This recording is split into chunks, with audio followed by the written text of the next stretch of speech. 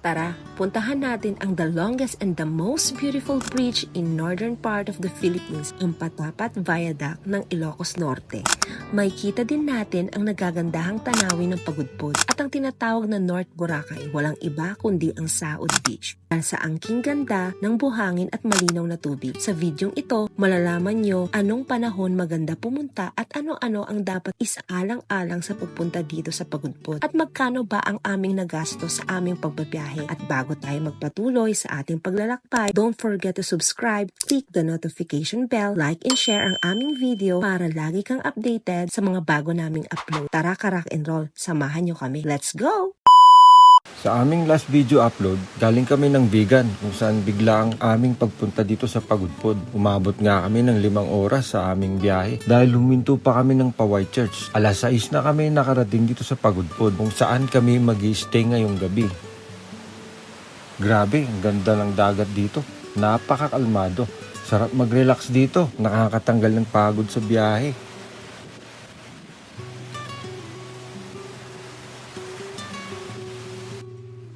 Yan, nagbukas na sila ng ilaw.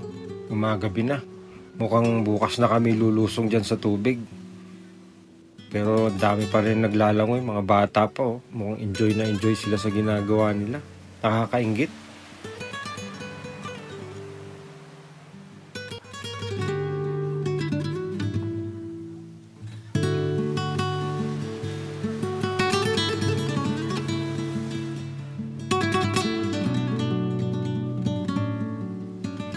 Hello for rock and roll! Ngayon nandito tayo sa Avenue Beach Restaurant. Dito pala kami kakain ng dinner.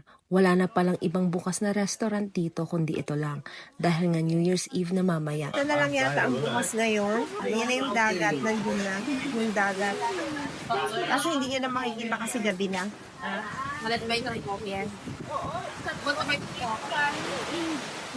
Kaya nakita nyo yung dagat? Madilim kasi hindi nyo makita.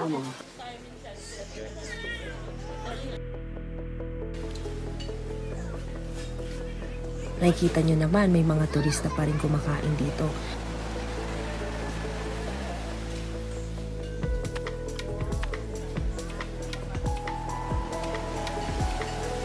Masarap naman ang kanilang food. Ang nagastos pala namin dito ay 1,000 pesos kasama na yung breakfast namin para bukas. Nagustuhan ko nga ang kanilang grilled pusit. Ang sarap. Grabe. Wala na ngang mapapasyalan dito dahil gabi na, kaya inusisan na namin yung mga hotels na malapit dito.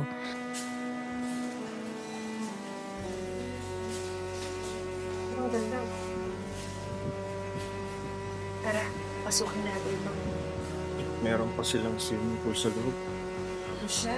Para pong Roman bath. Kung gusto lang ito ba yun? Pwede na.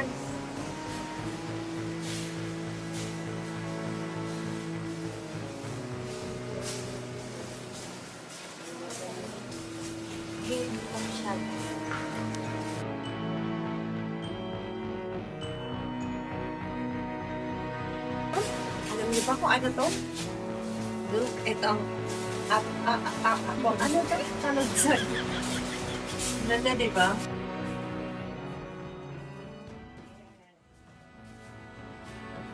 As in, magkakatabi nga lang talaga yung mga pwede nyong pagtuluyan dito. Kung gusto ninyo ng nostalgic vibes, ito ang Apo Idon Beach Hotel.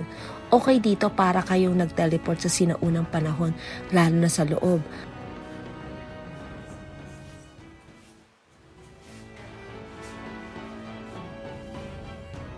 Ang rate pala nila dito, pinakamababa ang 3,000 at 9K naman ang pinakamahal nila per night. Check nyo na lang din yung page nila para sigurado kayo. Kasi nga nagbabago ata sila ng rate depende sa panahon o season. Pero grabe yan. Ang ganda ng place, oh.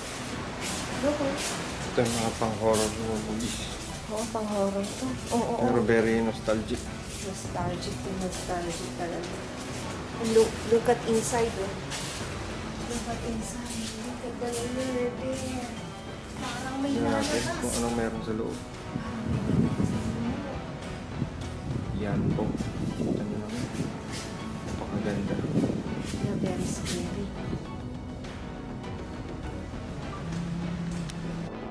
Ito naman yung Terra Rica Beach Resort.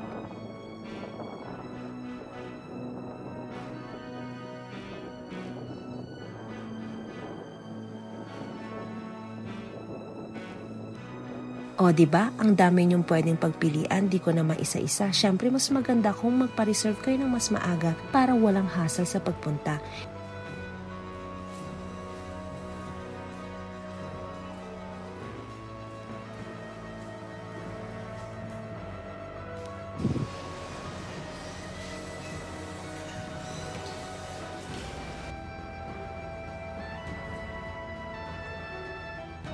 Halos pala lahat ng mga pwedeng tuluyan dito, merong kanya-kanyang pool sa loob. O di ba para kahit gabi, pwede kayong maligo kasi nga madilim na doon sa dagat.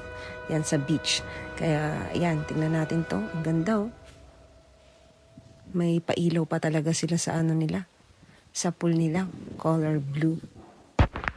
Galing. Ayun. At nagdala nga ako ng balot. Take out. Kasi wala kami kakainin mamaya. Ni Miss Eve. Kaya ito, Take mo po. pasensya na talaga. Diba? Sobrang taas nito. Nandun kasi kami sa 10th floor. Doon kami nag-stay din. 10 ganito. Hindi ko magkano elevator nila.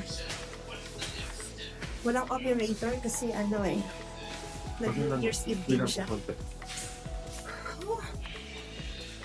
Hinihingal niyo ba? Hinihingal na ako. At dito kami sa N11. No, diba? N10 pa lang yan. Ito.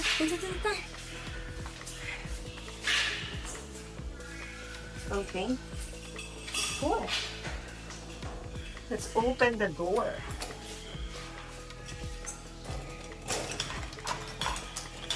Oh, sumama pala. Yun.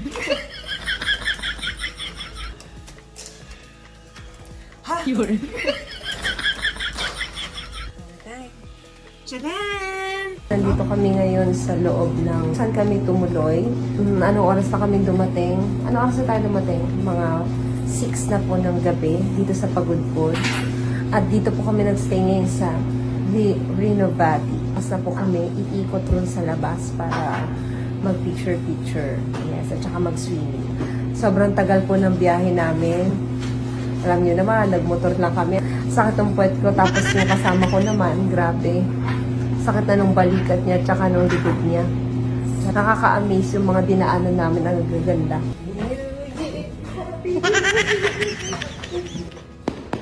So, New Year na! Ka-rock and roll and Happy New Year! Inaantay nga lang namin ng 12 o'clock. Then, midnight snack. Then, sleep na kami para maaga kaming makapasyal bukas. Maaga nga kaming bumangon at mukhang hindi maganda ang panahon, malakas ang hangin at umaambon para yatang may bagyo.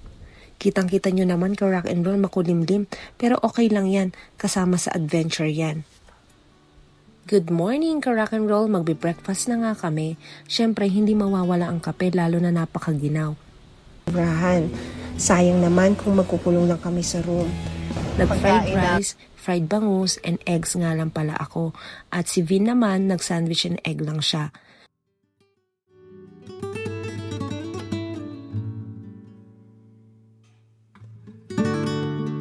Di na kami nag-swimming kasi sobrang ginaw ng panahon. May halong ambon at ang lakas ng hangin para talaga may bagyo.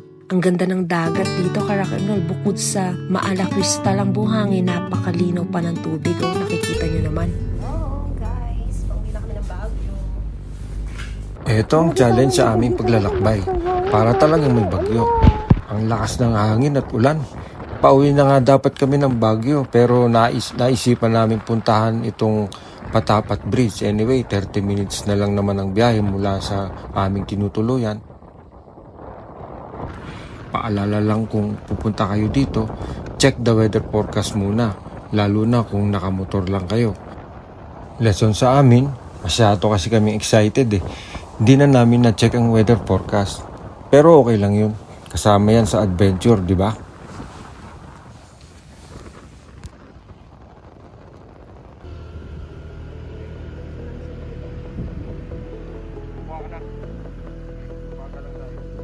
Ito nga pala ang Patapat Viaduct.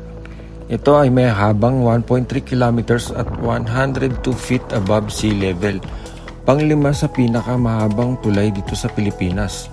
Ito ang tulay na matatagpuan sa Maharlika Highway at nagdudugtong sa Ilocos Region at Cagayan Valley.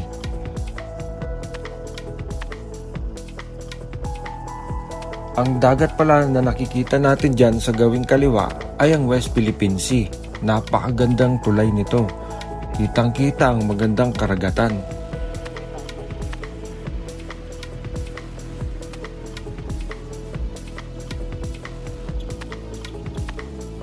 Huminto pala kami para kumuha ng pictures at grabe sobrang lamig na talaga ako. Tinabayan pa ng malakas na hangin lalo na pag nakamotor tapos basang-basa kami sa ulan. Sobrang lamig na talaga ako.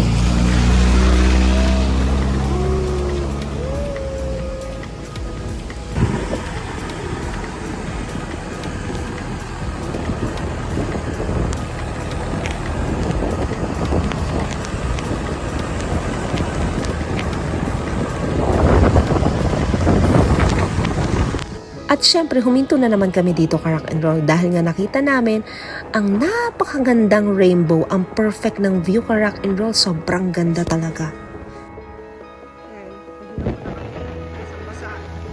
Basang-basa kami. Basa.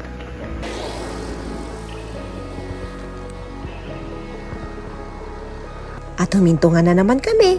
Sinusulit nga namin ang ganda ng tanawin. At ito nga ang kagandahan pag nakamotor kayo o sasakyan. Kayo ka Rock and Roll na pwede kayong huminto kahit saan.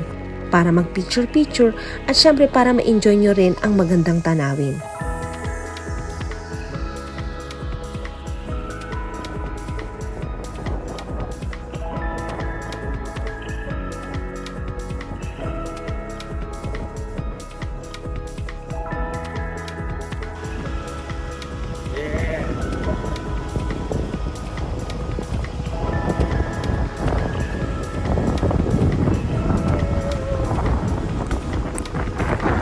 Nilalamig pa rin kami ka Rock and Roll at sobrang basang-basa na talaga yung mga damit namin at naabutan na nga kami ng gutom.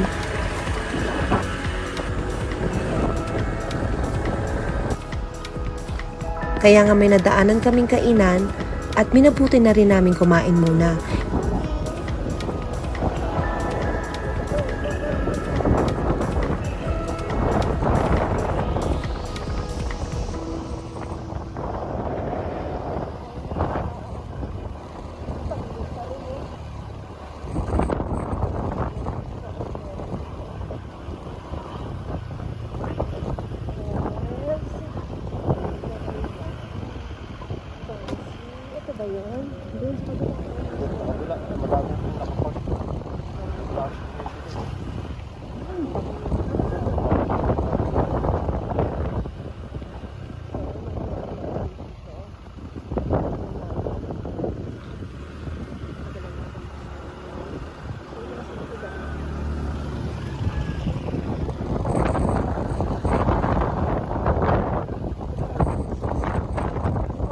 Hindi daw kompleto ang pagbisita nyo dito sa Pagudpod kung hindi nyo matatry na kumain dito sa kainang ito.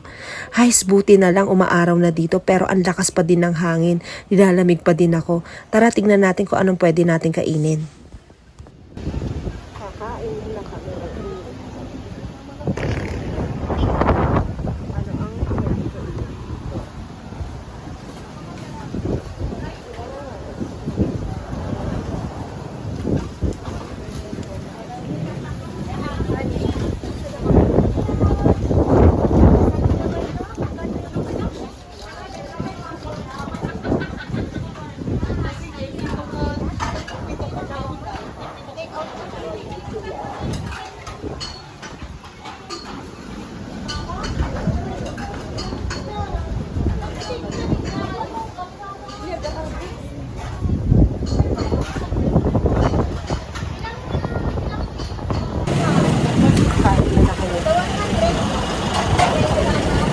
Basa kami sa ulan, sobrang basa.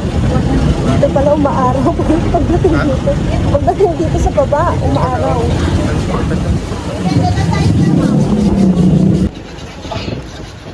Ate, may rice din kayo? Rice? Ma'am? May kanin din kayo na po? Pero ma'am, doon kayo kainan. Oo. Mag-order na lang kayo, ma'am. Ate, ano ito, te? Ito na, ma'am. Magkano yung isang ganyan? 350, ma'am. Ay, 350. Eh, yung isang pusit. Isang pusit. 100, isang ito. 100. Anong gusto mo? Pusit. Dalawang pusit? Gusto ko. Okay, ito na lang po. Dalawa lang kayo, ma'am? Dalawang rice? Dalawang rice. Wala pa rice. Ano pong isda yan? Dorado, ma'am. Ay, isang pusit. Oo, ganyan lang.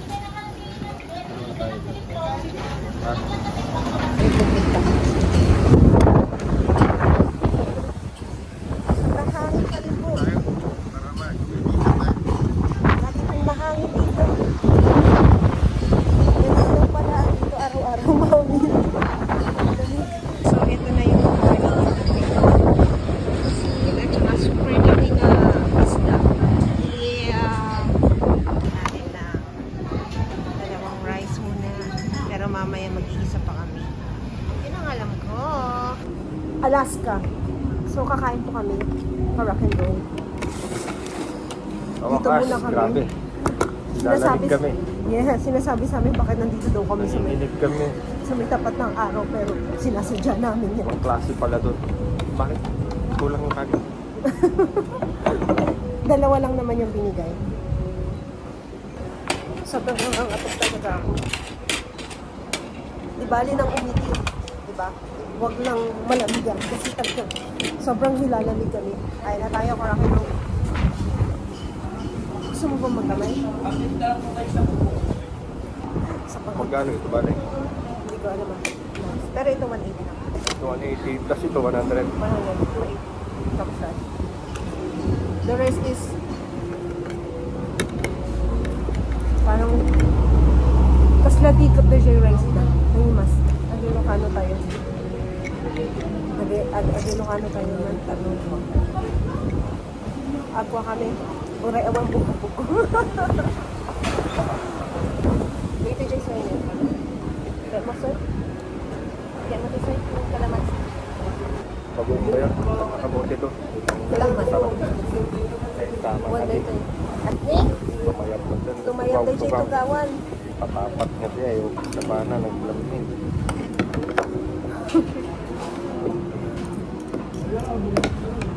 Basta makapicture lang. Uray, wa. Kitanta man mo ko. Kaya mas tayo. Pero amok na yung mas.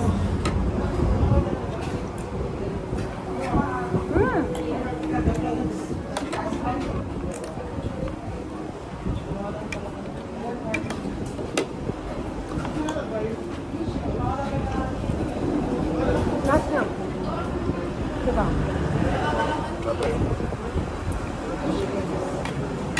Nagbudot dito. Pero uray na. Uray ng misikero pa.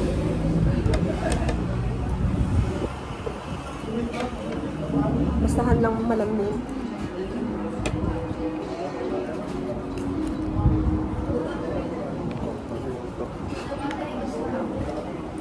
Two hours.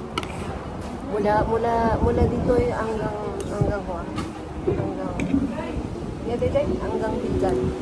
Subli kami tayo Bigan, nagbabagyo kami madlang ako. Wow. Sa angin.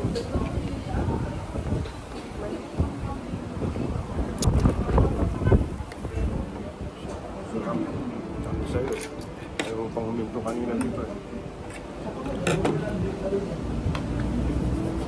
Lamin talaga. Lamin. Ayan. Pesos yan. Basta inihintuan ng maraming sasakyan. Huminto ka rin. Anong meron? Oo. Kasi Nakita kami na ito itatay, nagaduti tao pero ang ko kami malamlam din ako ni. pansin. Sakto. Wala yung tablet na tayo yan.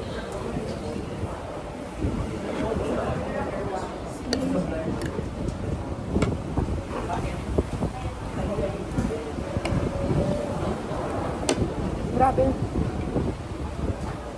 Ang lamig.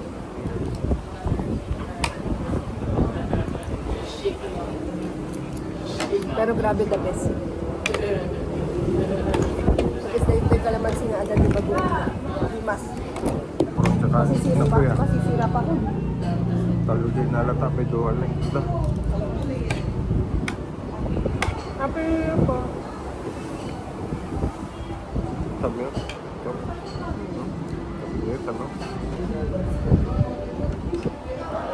Tama na ito.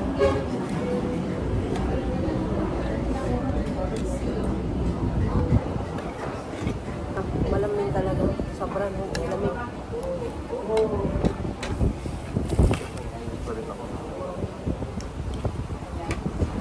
So, another cup of rice. No, it's not a cup. So, Ang price pala ng kinain namin dito ay 325 lang ka-rock and roll. Sulit naman kasi masarap ang ulam. Fresh ang fish, manamis-namis, fresh from the sea. Kasi ang lapit nga lang ng dagat dito. Na-enjoy nga rin namin talagang kumain dito kahit na nilalamig kami. At syempre natuyo na nga yung basang damit namin. Tuyong-tuyo na kami ngayon. Pero nilalamig pa rin talaga ako. super fresh. Makasuna kasi ang nasabit. Nasabit.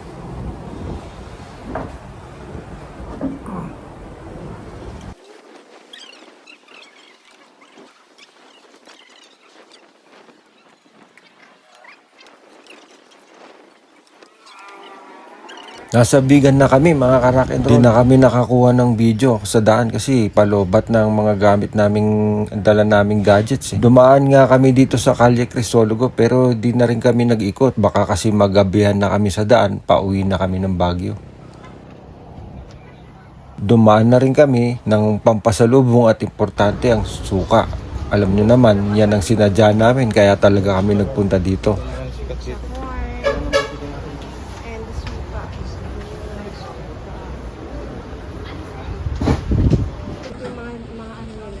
Sukang Iloco, sukang atsara.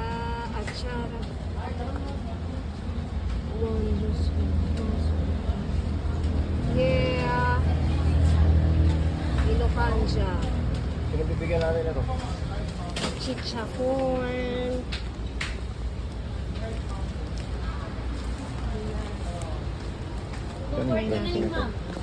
Ito guys, isa lang chichacorn.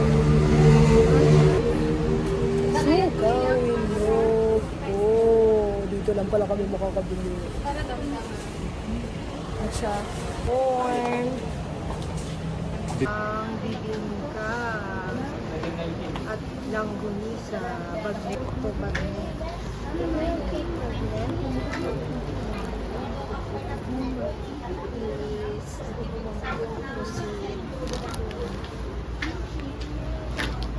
Nice, ang dami. Meron sir. Magkano? 140. 24 lahat.